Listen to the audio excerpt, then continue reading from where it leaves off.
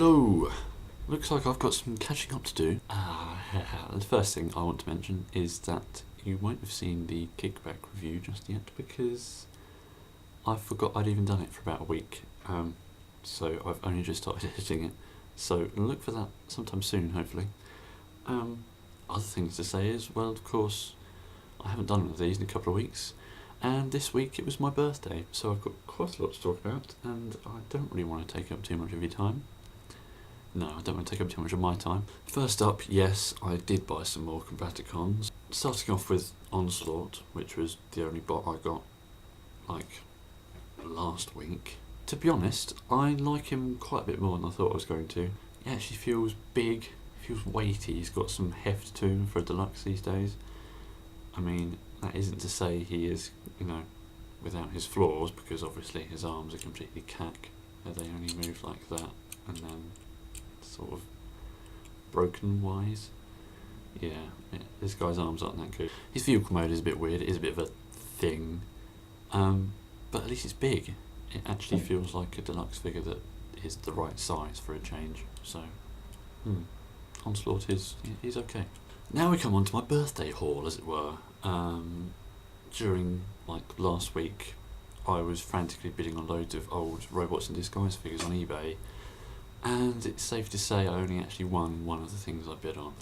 There was loads of stuff there, really good prices, and it was staying really cheap prices right up until the last half an hour any of it was on, and then it just went boom, and I got sniped a few times, and really annoyed me because I was looking at that set of 3 Viacon repaints that I really wanted, and that was a really good price, and I thought I had it, and then last second someone came in, bid it up, and I lost it and went into a rage.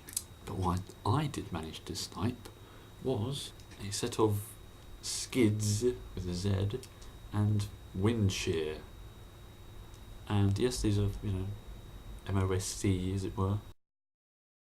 And I sort of went into it thinking, I've won the set I didn't really want as much as any of the other stuff I've bid on. But to be honest, these are really nice. Not really a big fan of flip changes. I mean, the only others I've got are Beastall's Pterosaur and Robot Master's Wingstun. Pterosaur's obviously good, but Wingstun just seems a bit boring, and I was sort of worried that Windshear would have the same problem here, but he doesn't, because I don't know what it is.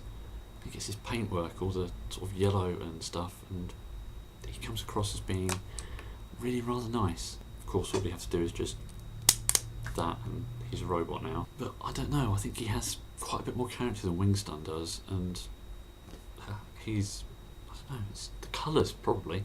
It's another sort of weird, obscure little figure that I like in the same sort of sense as I do Brush Guard. It's just, I don't really know much about him, but it's like he's my new favourite. His light piping is truly just vicious, and for some reason he's got Megatron's head, but as far as I know that's because this mould was used for Machine Wars Megatron, was it?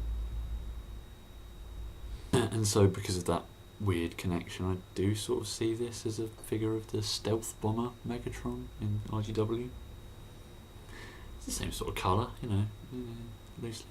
And I think that Skidz is just as nice. He's an interesting sort of maroon F1 car. I know this mode's been used for Mirage before, and to be honest, I think now I've got this guy, I wouldn't mind that version as a sort of Classics Mirage, because this car mode it's nice. I mean, it feels sort of big for a sort of scout figure like this, but then it's probably about the same size as a deluxe car these days. His transformation is a bit of a nail biter because you've got to untab this back fin up here, and it just feels like you're bending this strut that it runs on, and it scares me every time. Whew, there we go. Robot. I think I might have to shave down the little catch that sort of governs this whole mechanism, just so it's not so much of a poo your pants sort of ride transforming this guy. But there he is in his robot mode, and it's unique. And how many other robots do you see that are, maroon and turquoise and white? And I don't know what it is, but again, I really like this guy. He's got some chrome on the top of his head there as well. Nice bit of purple chrome, that's nice. And he has the same colour light piping as Windshare, which is almost as violent, but not quite, just because his eyes are smaller. I think the only real flaw on this figure is the fact you've got the big front wing of the F1 car dangling down like a sort of apron over him. And I suppose the fact he's got, completely square, flat feet isn't really that good for standing him up, but he seems to do fine. And like Windshare, he keeps his guns in the sort of insides of his calves, but they're really hard to get out of his legs because there's just nothing you can sort of catch on.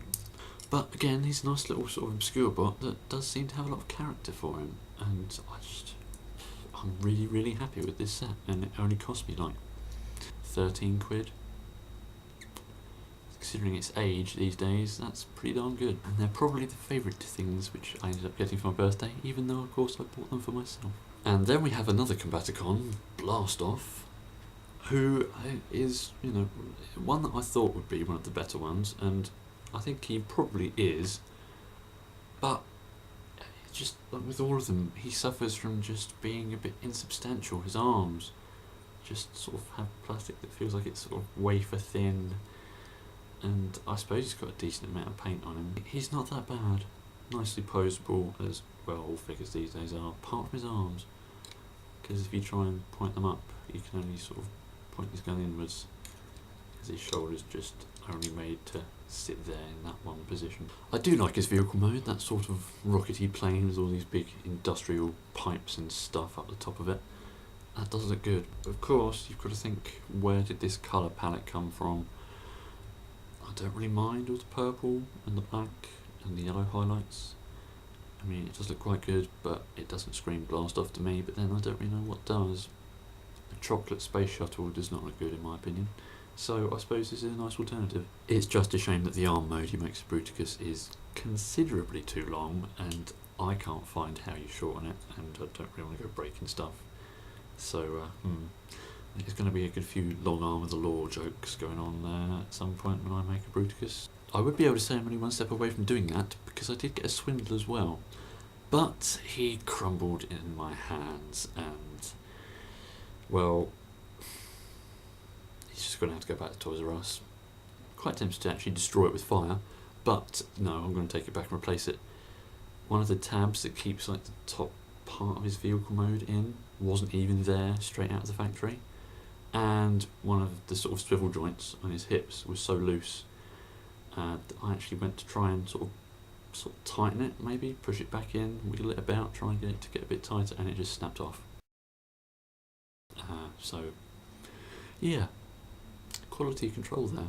Moving on to slightly nicer things, I have a Prime Voyager Ultra Magnus. Now yeah, this was a figure I've been sort of excited about. I mean, him and Thundertron are in a nice wave of Voyagers, but to be honest, recently I've been thinking I wanted Magnus more than the Thundertron, even though he's a robot line pirate with a peg leg, which is obviously infinitely more interesting. But I just wanted a nice Magnus, and I'm not really sure what to think about this guy, because I guess he's big, but he feels sort of slight. I mean, he's got tiny little thighs, and his legs seem a bit narrow, and his arms seem a bit narrow. He's got the big shoulders, he's quite tall. I don't know, he just seems a bit more sort of an athletic Magnus. It's a good design, but the execution of this design leaves me wanting a bit. I don't know. The first thing I noticed as soon as I took this guy out of the box was how god-awful his plastic feels.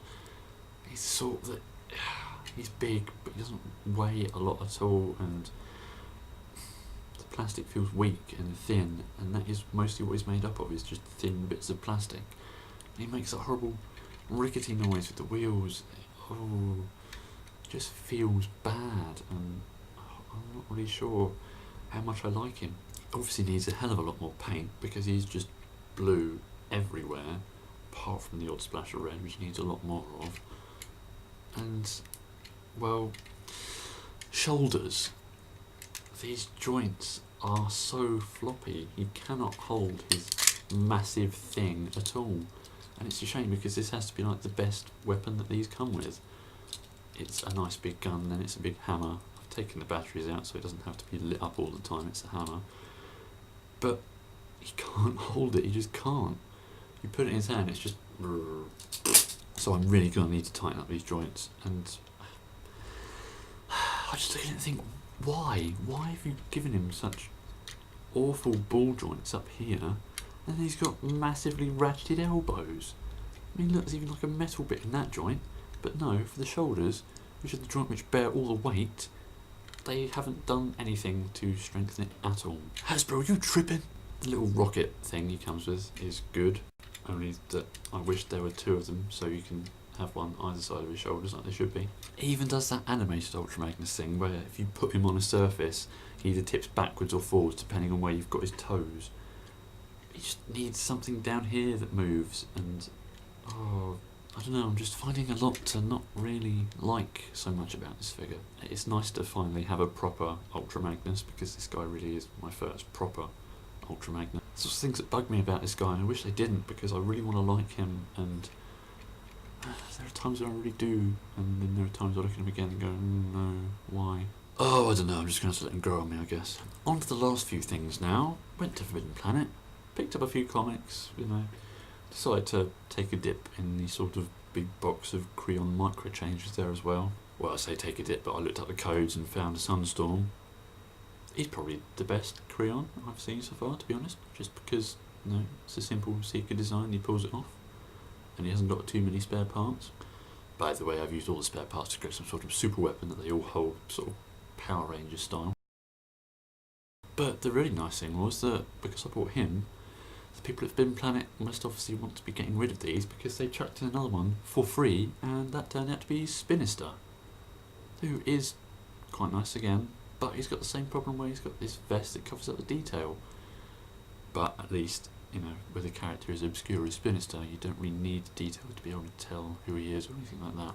Could probably do with a mouth plate though, couldn't he? Isn't that what Spinister has? And I can't get away from the fact he's got Mirage's head for some reason. Yeah, more Creon goodness, and I really am thinking that I'm going to get more of these now, because apparently in some Tesco's across the land the next wave of them are out, and yeah, I can see I'm going to go a bit mental for these.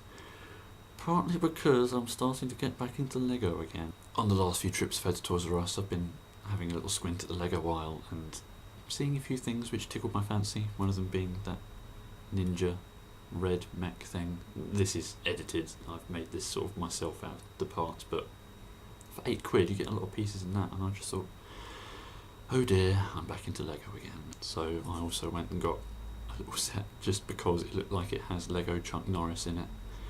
And he has Adventure, this spaceman that looks just like Sam Rockwell in Moon. I'm buying all this simply for the comedic value of it all, and I think that probably is the best use of Lego, just making things you can have a laugh at. Like pairing up a jewel thief and his wheelbarrow with this little Oni. They're accomplices, don't you know? And then of course when you mix Creo into the act, then you get some sort of unholy abominations. Behold! Chuckanok Scorponoris. It had to be done. So I guess all that's left to say is that I've picked up the next issue of More Than Meets the Eye, which I can describe with one word, Shoom, which you will understand if you've read it, but I don't want to spoil anything. And I got myself an Iron Man 2 Ironmonger, because he seemed relatively cheap, even though he cost me nearer 20 quid than 10. But ooh, what a figure. Yes, yes, nice and big, really doesn't compare to the Avengers type cack, and to be honest, I'm getting very worried about the Iron Man 3 toy line, because they all look like Happy Meal toys. This isn't the time or place to talk about that. Let's just enjoy nice old figures which are good and forget about anything new. I've got a Silver Centurion on the way as well, so they can fight it out in Iron Man issue 200 style. I may be the only person who really remembers that issue as vividly as I do. Well, that's enough yammering on, so I shall say good day to ye, and hopefully my kickback review can be up in the next few days. Look forward to that. Isn't that what I said in the last video?